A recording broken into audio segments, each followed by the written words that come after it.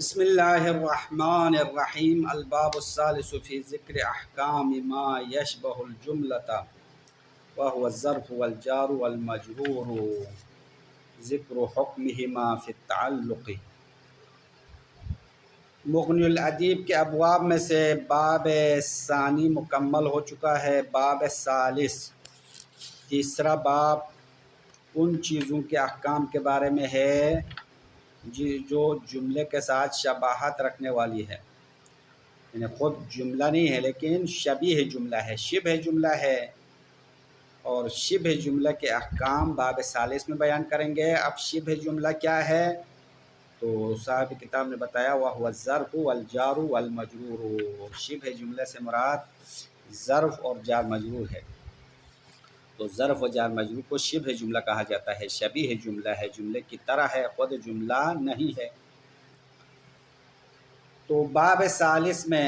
شبہ جملے کے احکام بیان کرتے ہوئے سب سے پہلے صاحب کتاب نے ظرف و جار مجرور کے متعلق کے بارے میں بات کرتے ہیں۔ متعلق کے بارے میں، متعلق نہیں کہنا چاہیے، متعلق تو خود ظرف و جار مجرور ہے، متعلق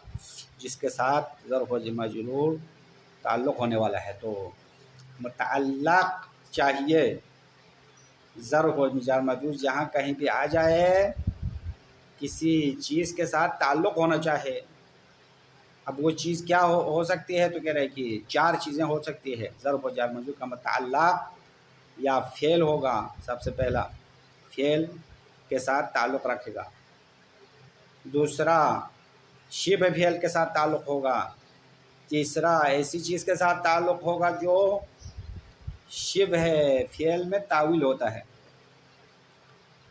چوتھی چیز یہ ہے کہ متعلق ظرف ایسی چیز ہے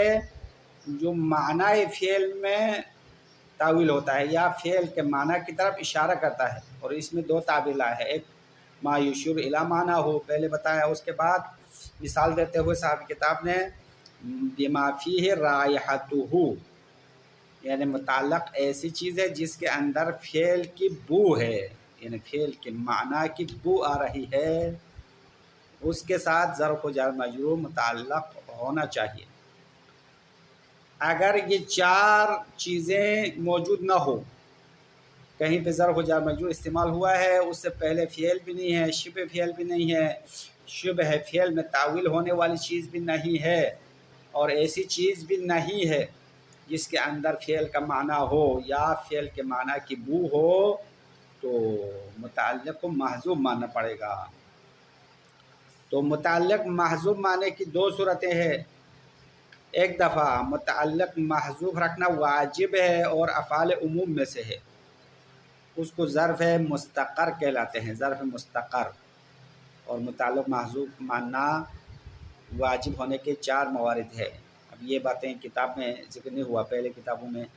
مختلف جگہوں پر بتایا ہے، اس لیے میں خلاصہ بتا رہا ہوں۔ ظرف مستقر یعنی وہ ظرف جار مجرور ہے جس کا متعلق افعال عموم میں سے ہے اور اس کا متعلق محذوف رکھنا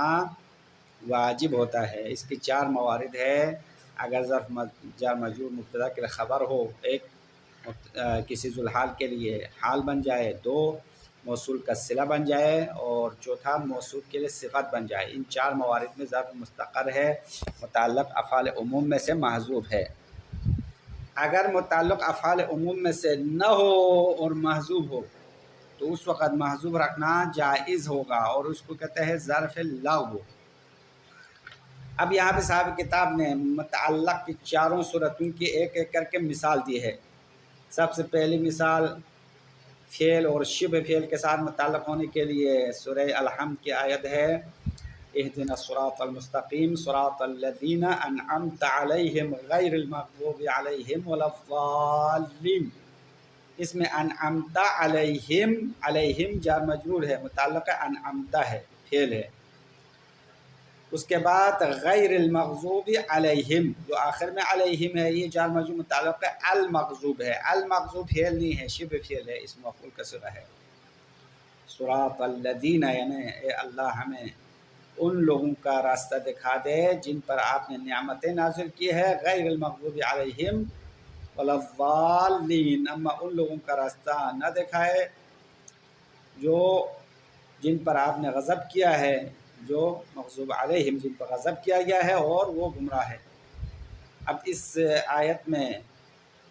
فعل کے ساتھ متعلق ہونے کی بھی مثال ہے اور شبہ فعل کے ساتھ تعلق ہونے کی بھی مثال ہے، اور اس کے لیے ایک اور مثال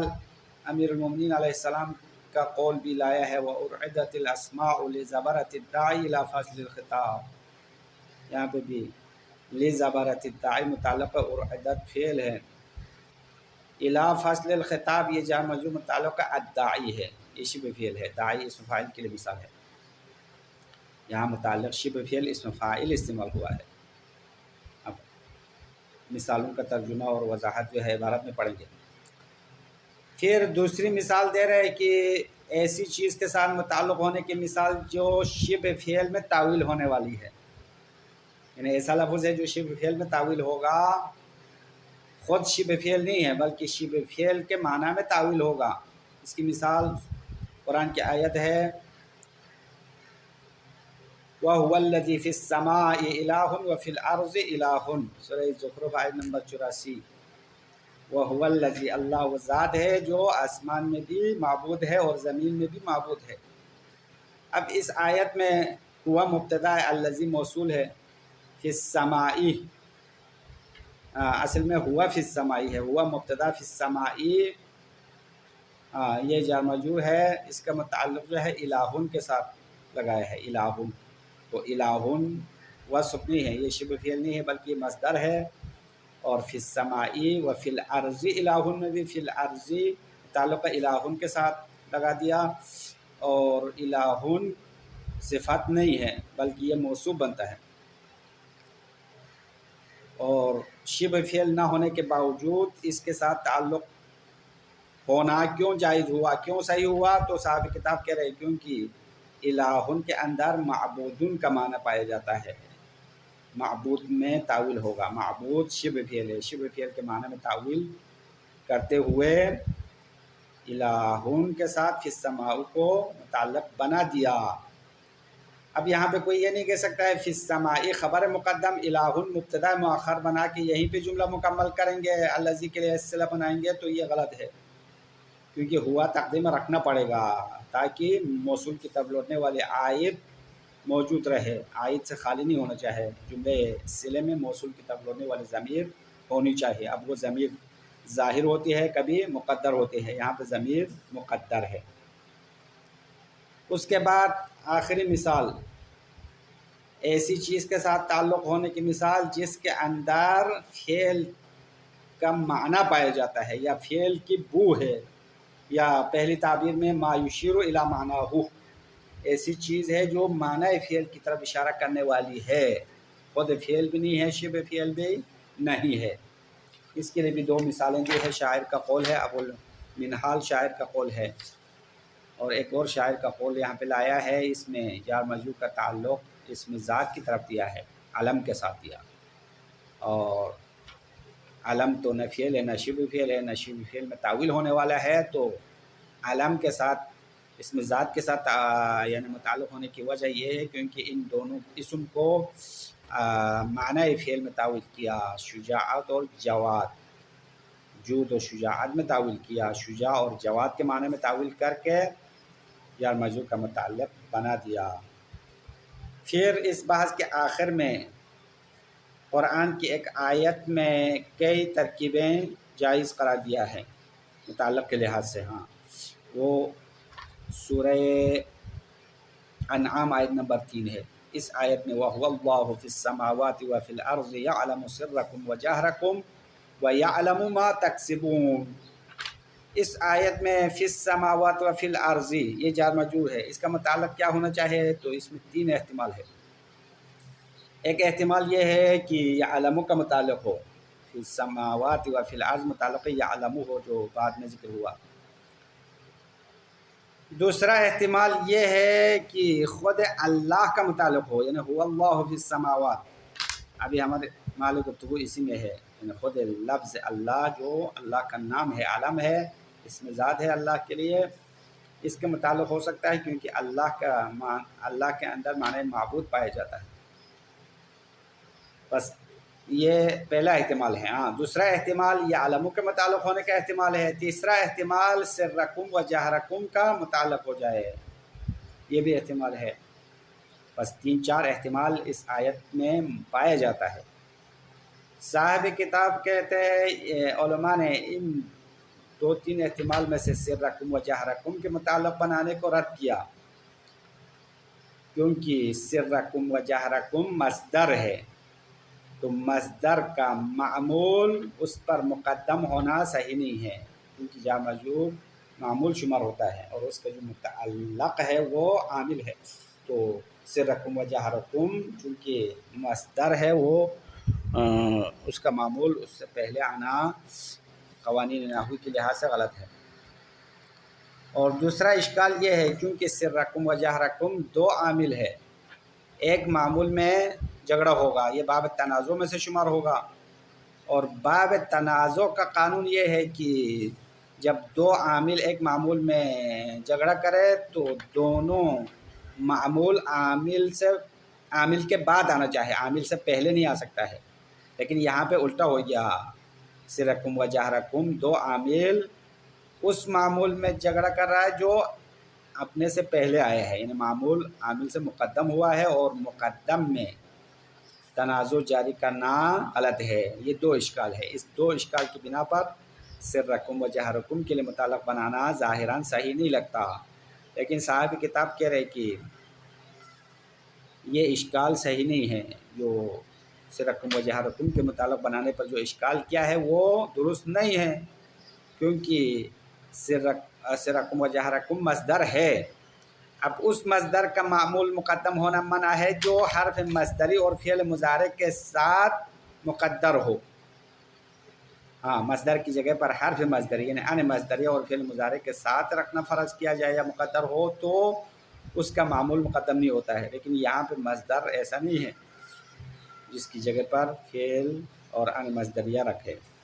اور اس کے ساتھ ساتھ قرآن کی آیت میں سورہ توبہ آیت نمبر 128 میں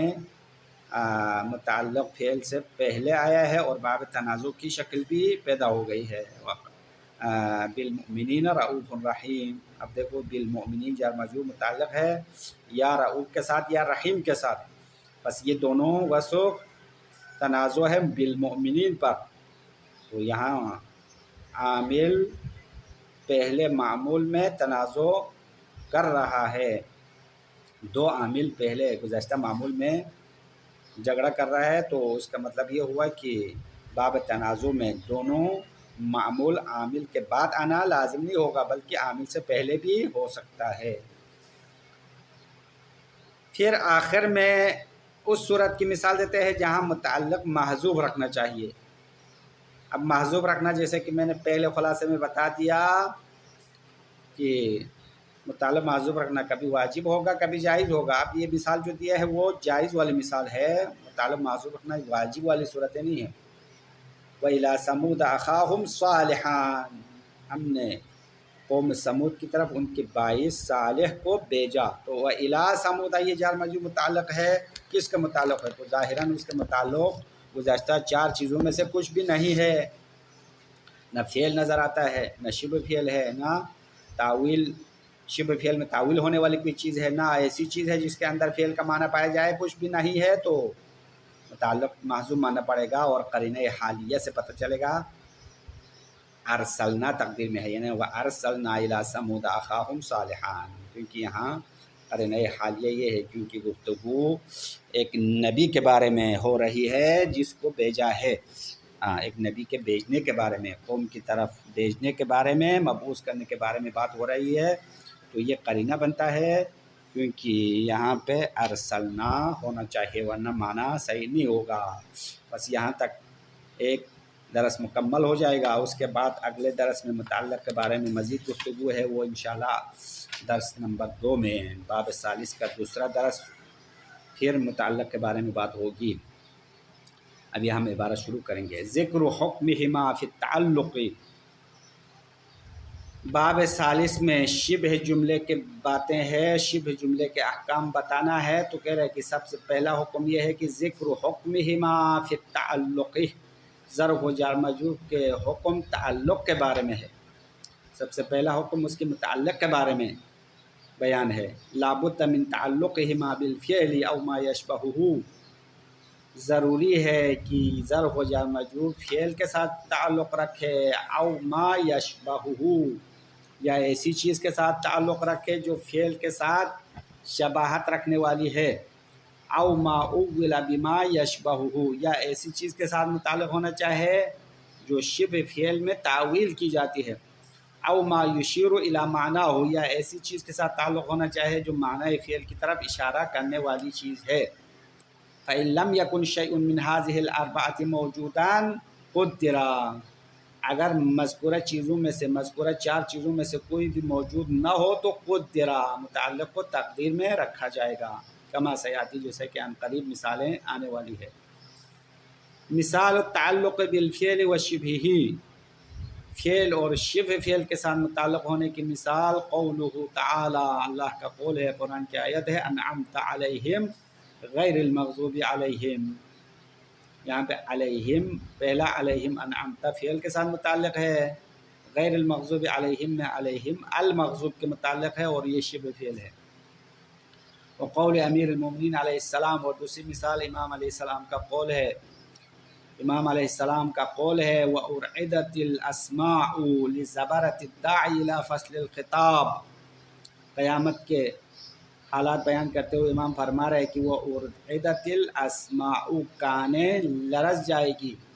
لِزَبَرَةِ الدَّاعِ إِلَى فَصْلِ الْخِطَابِ، آخری فیصلے کی طرف دعوت دینے والے کے آواز کے ہیبت کی وجہ سے، کیونکہ قیامت کے دن آخری فیصلہ ہوگا تو آخری فیصلے کی طرف دعوت دینے والے کی آواز کی گرج اور اس آواز کی ہیبت کی وجہ سے کان لرز جائیں گے۔ اب یہ ارعدت تو ماضی مجہول ہے، اما واقعہ قیامت کے واقعات کی طرف اشارہ ہے،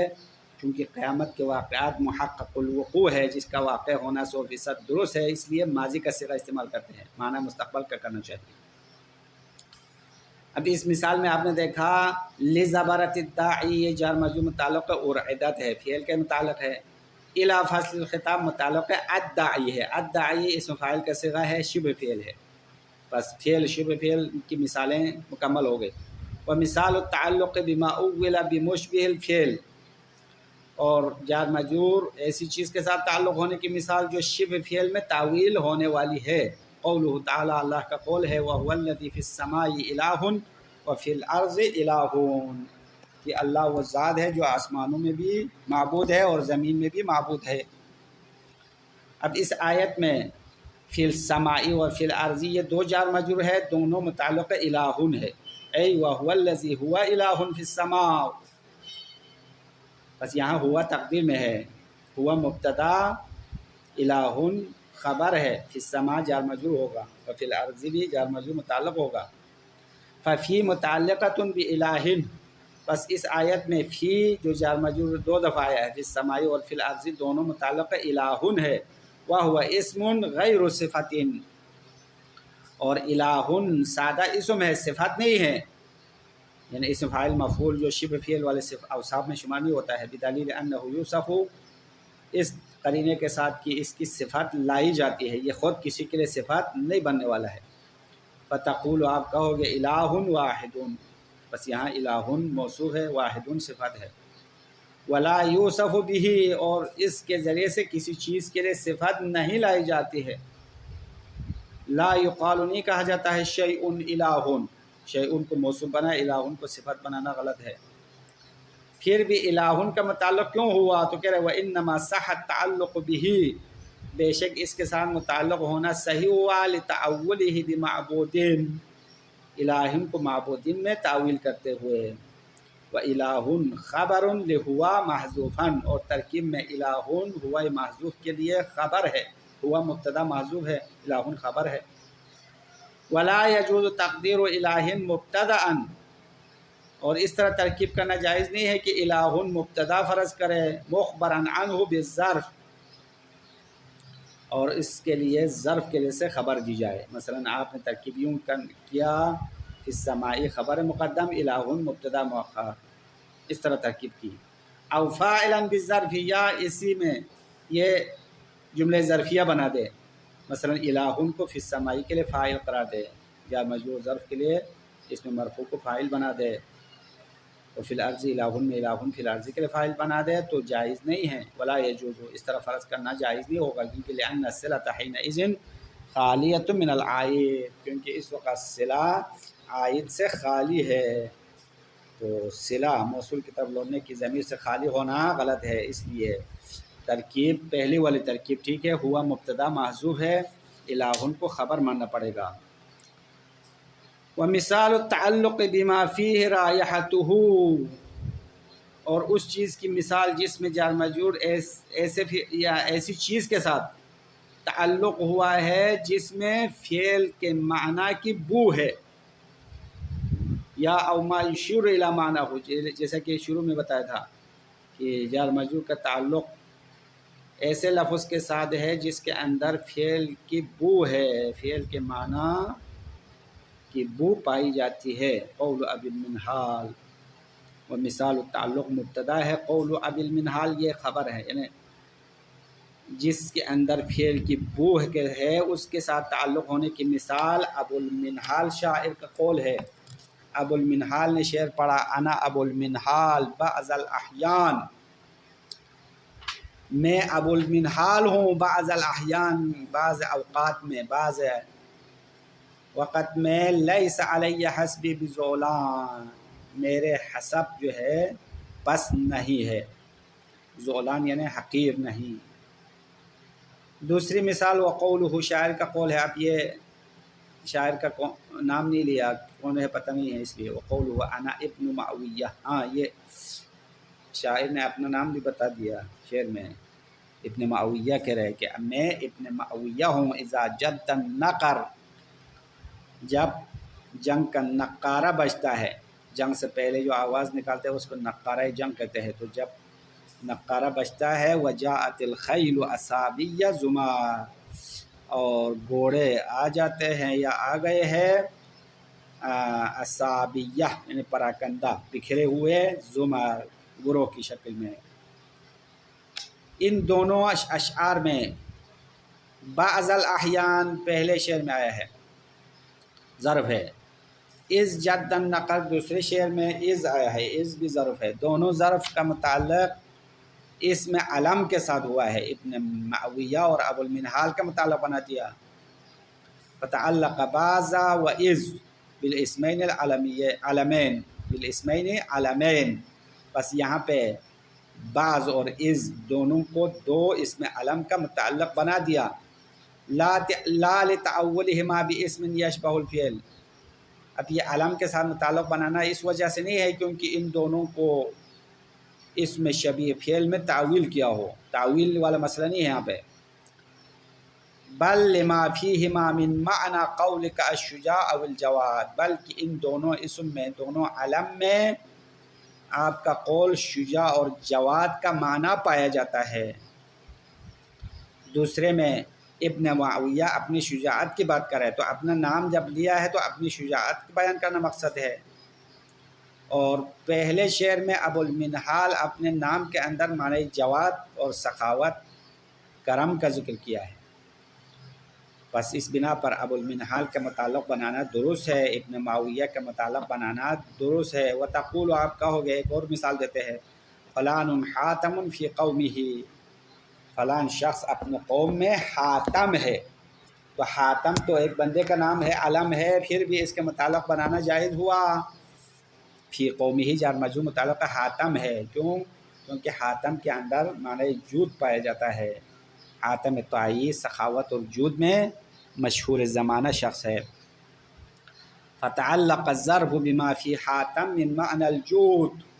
بس ظرف متعلق ہو گیا حاتم کے اندر معنی جود ہونے کی وجہ سے، خود حاتم کے متعلق بن گیا اور اس میں کوئی حرج نہیں ہے۔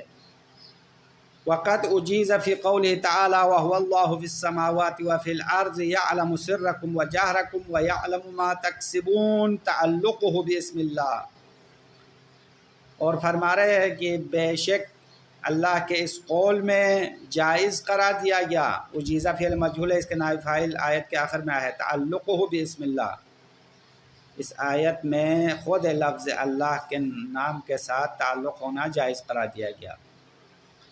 جار مجرور متعلق ہے اللہ، لفظ اللہ کا متعلق بنانا جائز قرار دیا گیا. آیت کیا ہے؟ یہ ہے وَهُوَ اللَّهُ فِي السَّمَاوَاتِ،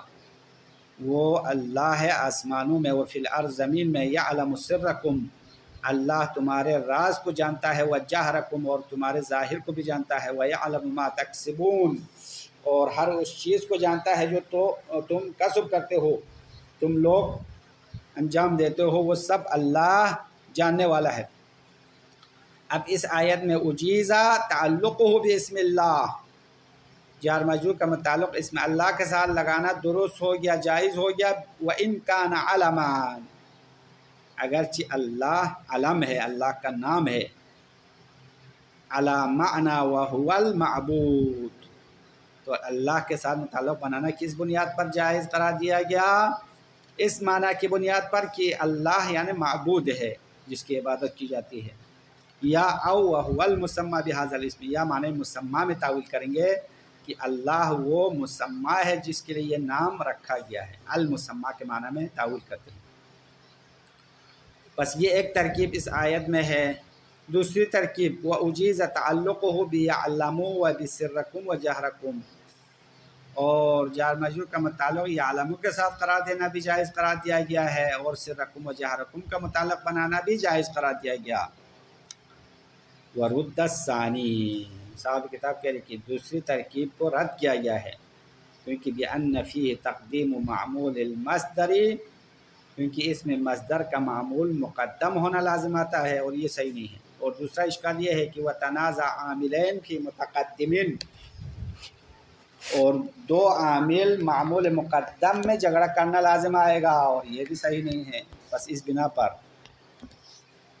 بعد والی ترکیب غلط ہے، اشکال کیا. وَلَيْسَ بِشَيْءٍ، اما صاحب کتاب کہہ رہے کہ یہ اشکال غلط ہے، اشکال کچھ بھی نہیں ہے، کیونکہ مصدر میں معمول مقدم ہونے کی بات کی ہے. اس کا جواب یہ ہے لأن المصدر هنا ليس مقدرا بحرف مصدری وصلته، کیونکہ مصدر ہمارے محل باس میں سرکم و جہرکم میں مصدر تو ہے، لیکن مصدر ایسا نہیں ہے جو حرف مصدری اور اس کے صلے کے ساتھ مقدر ہو.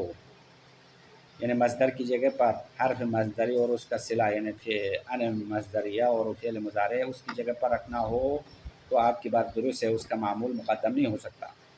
لیکن یہاں پہ ایسا نہیں ہے.